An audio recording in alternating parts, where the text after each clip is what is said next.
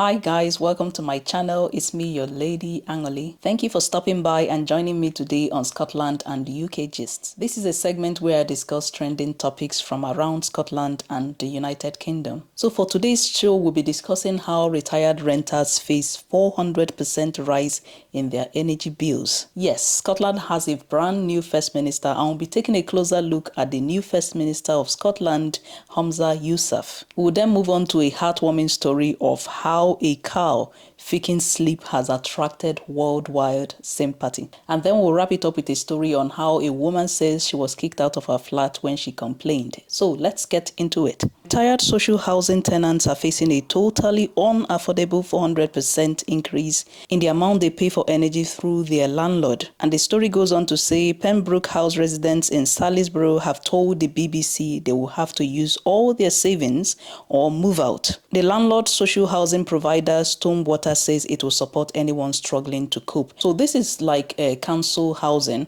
and I believe it says that at some point in the story. It works in the same way. It's housing that is supposed to be cheaper or subsidized housing, in this case for retired or pensioners. If you go on to read this story, what it says is that these people are living in houses that are supposed to be subsidized housing, and so they've got their rent reduced, but unfortunately their energy bills are tied up in within the rent. The difference between this social housing and the council house is that this is provided through landlord, and as it says here, it appears what the landlords have done is they've tied the energy bills into the rent.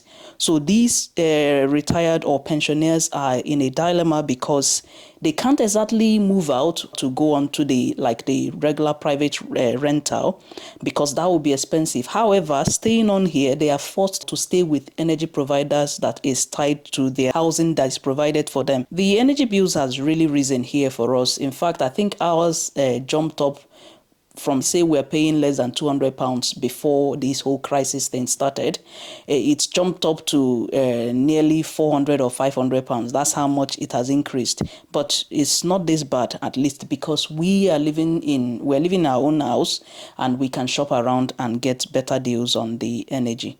But this is really heartbreaking. Now, I really hope there are things going on to help solve this situation. So it says, towards the end here, it says, but the leader of Wiltshire Council Conservative, Richard Clower, is urging Stonewater to rethink its approach. He said, I am absolutely furious. You can't do this to tenants like this. You cannot impose that on vulnerable retired people who have no way of addressing the debt. Mr. Clower is calling on Stonewater to absorb the cost increases for a 6-month period in the hope of renegotiating a better energy deal as market cost starts to fall. I hope that really happens. On a different note, we are taking a closer look at the brand new Scottish First Minister. Humza Yousaf has been confirmed as Scotland's new First Minister after a vote in the Scottish Parliament. Now, for anyone who is not aware of anything concerning Scotland or Scottish politics, the vote happened in Scottish Parliament because the former First Minister resigned all of a sudden or suddenly, and because of that, her party had to find a replacement for her because she hasn't actually completed her tenure. So Mr. Yousaf, who succeeds Nicola Sturgeon, is the country's 6th First Minister and first from an ethnic minority background. So there is a video here. I'd like us to watch the video, which is a very short video. It tells or it talks a little bit more about who Humza Yousaf is, and I find this really fascinating. So let's have a look at the video. It's official. Humza Yousaf has been elected Scotland's new First Minister. But just who is he? At 37, he's the first Scots Asian and the first Muslim to be elected First Minister. He's also the youngest person to do the job. I also feel like the luckiest man in the world. But he's also a career politician. He studied politics at university and then he worked in Parliament. He was elected as an MSP 12 years ago when he was tipped as one to watch from the very beginning. Hamza Yusuf has been dubbed the continuity candidate who wants to continue the election-winning formula of his predecessor, Nicola Sturgeon. He's had a lot of support from prominent SNP politicians. But his record in government as Transport Minister, Justice Secretary and Health Secretary was criticised during the campaign. Opposition politicians question whether he's up to the job.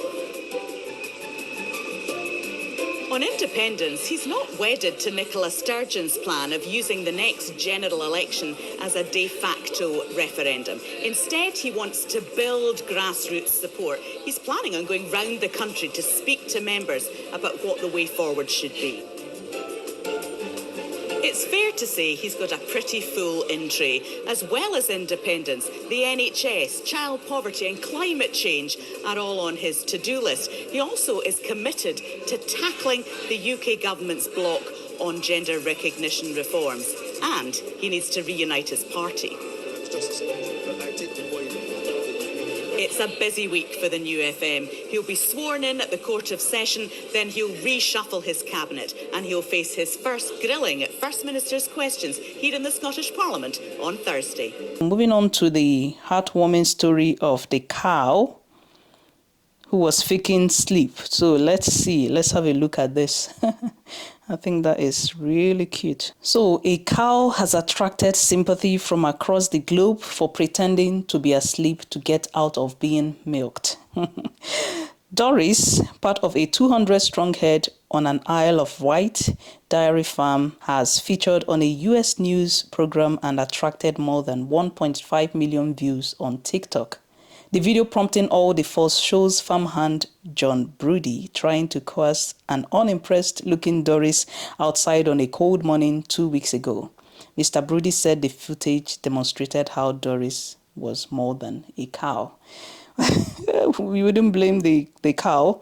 I guess it's really cold and sometimes you just want to sleep in, even if it's pretending. You still want to sleep in. Okay, so the video was shot by Mr. Brody at Reed's farm near Newport purely with the intention of entertaining his wife, Laura. Laura thought it was funny and put it on TikTok. I didn't even know about it, he said. That changed when Radio 1 DJ Greg James played the audio on his breakfast show the following day, with thousands expressing sympathy for Doris's reluctance to get up too early.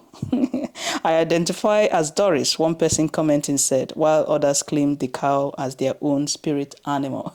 I can imagine, because I think all of us have had one of those days where we just don't want to get out of bed or want to do anything. So, yeah, that is funny. Let's watch the video. So this is what a stubborn dairy cow looks like. Look, everyone's out. Everyone's getting ready for milking. Except for Doris. Doris is actually pretending to be asleep. She isn't really asleep. Doris, come on. See your ears moving. Come on, I can see your eye. Yeah. Come on. What's that all over your face? What's this all over your face? Hey? Right, come on. Look. Time to earn your crust, hey? And then wrapping up on our final topic, mold and a broken toilet were just some of the problems Kiara said she and her family faced in their rented home over the past 2 years. But when the teacher complained to her landlord, she said they responded with a no-fault eviction notice.